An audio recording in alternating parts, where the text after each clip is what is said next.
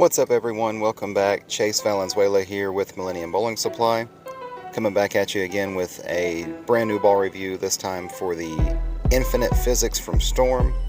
This is my review of my pin up Infinite Physix. I have a video for a pin down Infinite Physix as well, if you want to go check that out. Getting right into this one, so same Physix core featured in the original and the Proton and the Astrophysics, which is a big comparison.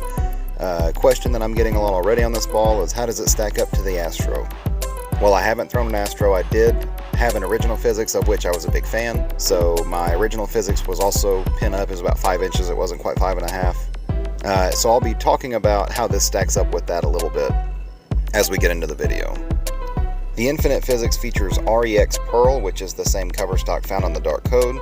The Dark Code wasn't a ball I was a big fan of. It was a little bit unpredictable sometimes, where it was either a little too smooth from way inside trying to really curve it, or if I moved a little right and tried to square up, I couldn't get it to slow down and it felt like it was too sharp. So I really didn't find a spot for it in my bag. The Physix is something that I really liked, the original one, so I was excited about this one because I felt that this core cover combination would be a little bit more usable for me, and so far my experience is exactly that. Watching these shots, I mean, this ball is really nice. It's really smooth. It's not super tippy or angular off the back of the pattern, it's just very continuous. So it doesn't just want to cover a whole bunch of angle. I think, from what I've seen on the Astrophysics, it was a lot more angular. R2S Pearl, which is what's featured on that ball, is a fair bit sharper and further down the lane than REX Pearl, which is a fairly strong formula. Not to mention this one actually comes at that 4000 finish. So it comes with no polish on it. It's fairly dull out of the box. They do shine up pretty well. Both of mine have already got a fair bit of lane shine, even with just a handful of games on them.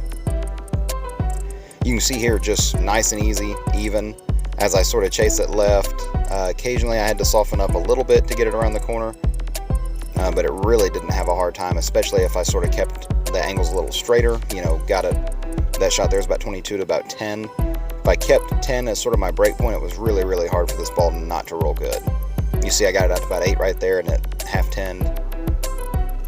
Pearl ASIMs are balls that I have a lot of success with. The one that comes to mind is the Rubicon UC2. The Rubicon UC2 is a significantly different shape and a weaker ball, so I didn't actually think to do the comparison with those just because I don't think that they'll be particularly similar. This does fit above that though. The first comparison ball here that we're going to see is the original Reality. This Reality is pin up, it's 5x4x2, so a little bit stronger pin, and you really see it go forward off the end of the pattern, where the Physix is a little more continuous and tippy. As I move in and try to circle it a little bit more, the Reality just breaks loose, it hooks too soon. That cover is a fair bit stronger and earlier than what's on the Infinite Physix in my opinion. That's S84 solid on the Reality, and you see it just really picks up in the mid lane. That ball torques up really early, the cover gets a lot of traction really early, and there's just nowhere for it to go.